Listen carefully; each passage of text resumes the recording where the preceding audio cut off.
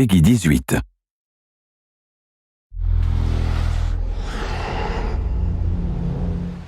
Hi, my name is Ashraf Ismail, Game Director of Assassin's Creed 4 Black Flag, and I'm very proud to be showing off the Caribbean open world.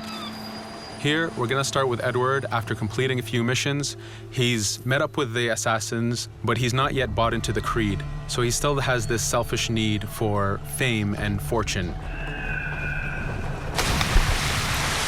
Edward is one of the most unique characters we've created for the Assassin's Creed universe. He is a man who is still trying to figure out who he is in life and what he wants to get out of it. At this point in the story, he still wants that fame, so one way to get it is to complete these assassination contracts. This is a way to make money and to gain a bit of notoriety. So here we go. We have 2 targets to take out, 2 Templar brothers. So we're going to accept the contract, and the world map is going to show us where this contract takes place. So we see here that the contract is actually very close to us. It starts in the village we're in, but as we zoom out, we want to show you the world that we have. Many locations, over 50 locations, centered by Cuba, the Bahamas, and Florida up north. This is a massive world. There's a lot to find and do in this Caribbean Sea. But now we'll get back to the Fisherman Village and go after our targets. The Fisherman Village, it's one type of location in this world. It's really here as a convenience to the player. This is where you can start missions, where you can shop to upgrade Edward and the Jackdaw itself. It's really about the mood and the ambiance of the Caribbean Sea. In the distance, we have a tavern that we're approaching. Taverns are places where you can hire crew, play mini games, drink if you wish. But for now, we're going to focus on the targets and take them out.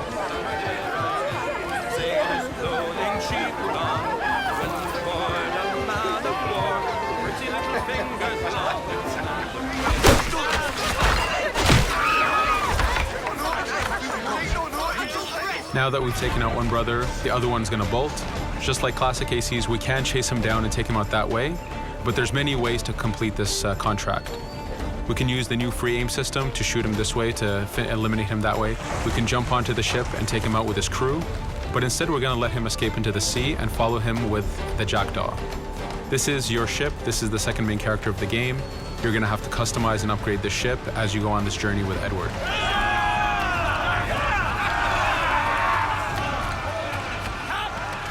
We've seamlessly gone from a ground chase right into a naval chase. We could destroy the ship and complete the contract that way, but instead, using the spyglass, we can see that he's carrying a lot of rum. Rum is important in the economy system. It's one way of making a lot of money if you sell it properly. So instead of destroying the ship, we're going to plunder that ship. Fire! Here you can see the upgrades that we've made into the naval combat. Using the front cannons, you can shoot chain shots to slow down the ship.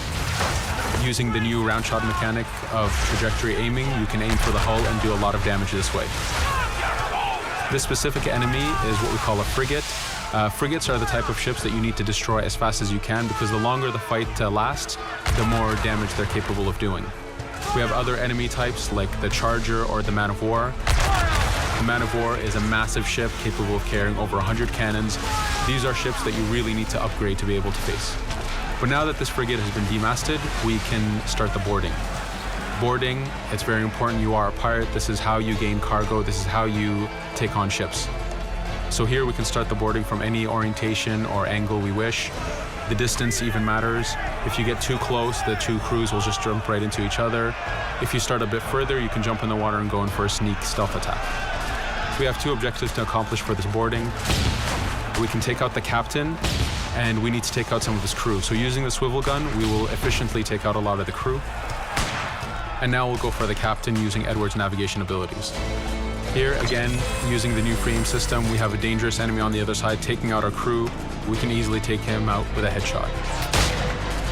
So what we see here is that 2 ships have come together to create this 3D environment where, using your assassin abilities to navigate, to be stealthy, you can take the advantage and get the kill by surprise. Now that we've taken out the captain, we still need to take out a few of the crew members to complete this boarding. Now that we've plundered the ship, we're going to gain that rum that we saw earlier, but we're also going to gain ammo and crew members and some gold. With every boarding, there's 3 options that you can do with that ship. You can gain crew members, you can send the ship to your fleet if you wish, or you can salvage a ship to repair the jackdaw if you took too much damage in the fight. In this case, since we did well, we're going to send the ship to our fleet. Now that we're back in the Caribbean Sea, we needed to make sure that every minute something is being advertised to the player, something new for the player to do. In this case, we have this uncharted location. These are what we call playas. We have over 75 of these in the Caribbean world. Every playa has something very important for the player to find, something that will help in upgrading Edward or the jackdaw. So it's in your advantage to explore these locations.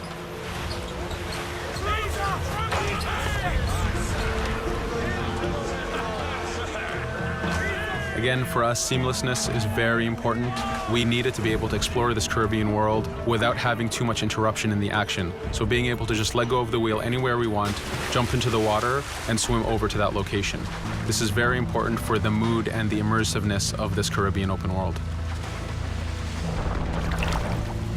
Here, as we get on the playa, in the distance we can see that there's a faction battle, but closer to us we can see that there's this poor drunken sailor who's passed away. But being a pirate, of course, we're going to loot his body and see what he has for us.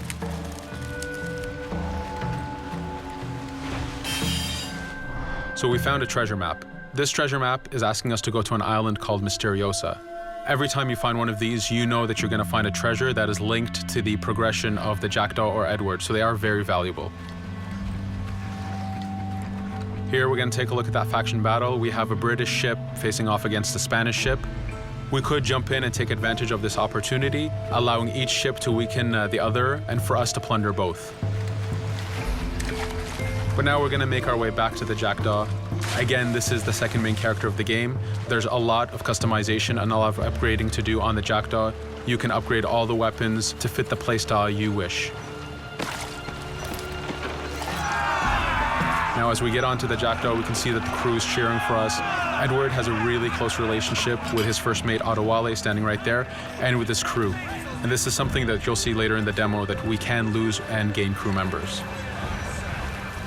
Again, using the spyglass, we can really see the contents of a ship, but you can also assess the danger and threat level of these ships. But for now, we're going to continue to Misteriosa to find that treasure. Here we've crossed into a harpooning zone. The harpooning system is connected to the hunting system, which is used for upgrading Edward himself. So you can upgrade the number of weapons he carries, the ammo that you can carry, and even his health. But for now, we've moved past that zone and we've got into a storm. Storms are very dangerous.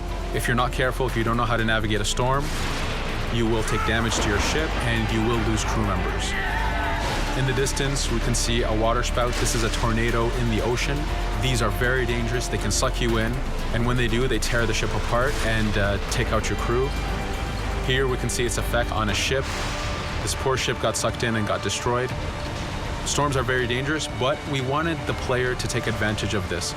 When you've mastered a storm, when you know how these systems work, you can pull enemies into a storm and let the storm do damage for you. So there is a strategic element to using a storm in the world.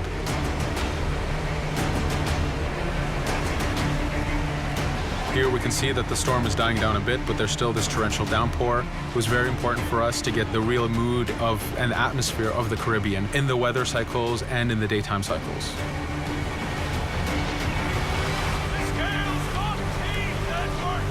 But here, since we've survived the storm, did pretty well, let's order our crew to sing.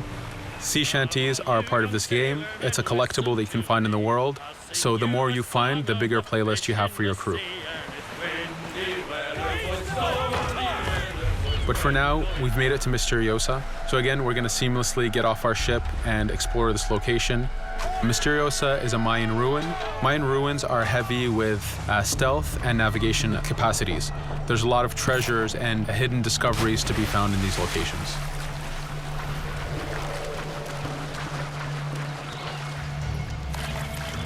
If we recall the treasure map, the treasure is hidden behind a temple.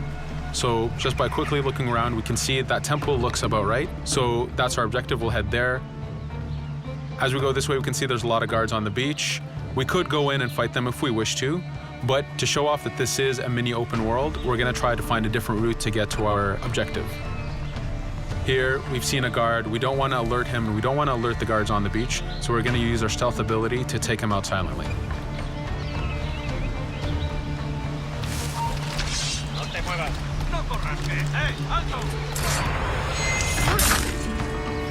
With AC3, we were able to push the navigation in the frontier, which means using natural environments like trees and rocks and so on.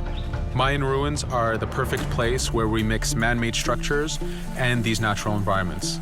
So you really get to feel how far the navigation abilities of the assassin have come since the original game. In the distance there, we can see another part of the island being blocked off by a patrol of guards. We're going to avoid it for now and go for that treasure.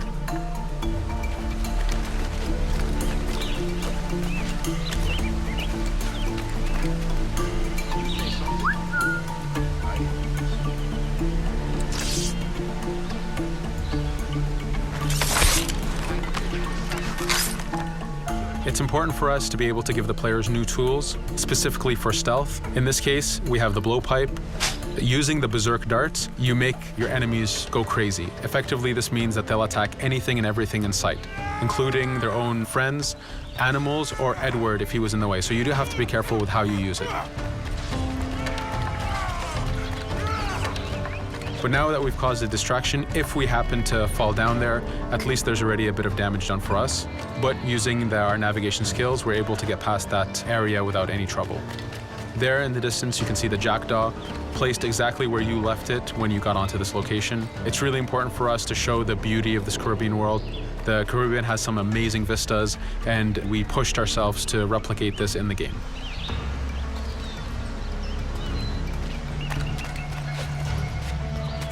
As we continue forward, we can see in the distance there's a couple prisoners that are taken hostage. This is a scenario that you need to use stealth. If you're detected by those guards, they will kill the hostages. So in this case, it's to your advantage to use the environment to figure out how you can take out those guards without being detected.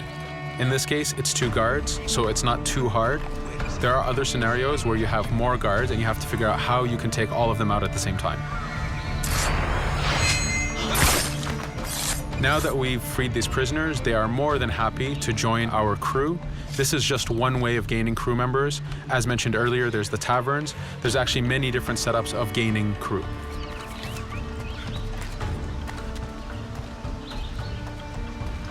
Here, we're going to go back to the treasure map. We can see that the treasure is actually behind the temple near a fountain. So if we just look around, we can see that it's around here.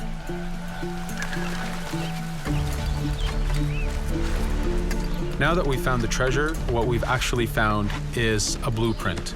Blueprints are incredibly valuable for the upgrading of the jackdaw. This is how you can upgrade the biggest and most devastating upgrades of the ship. So here we're approaching a reach high point. Just like classic ACs, synchronizing with the reach high point reveals the contents of a location and the map itself. But as an added feature, because this game world is so huge, there are many different locations, this also becomes a fast travel point. So now you can, by synchronizing, now you can come back here anytime you wish to collect those treasures that we passed up a bit earlier. Here we've reached the end of the demo. This was a tease of the open world that we have. We're very excited to be able to show off this game and to let you play it very soon. Thank you for joining us.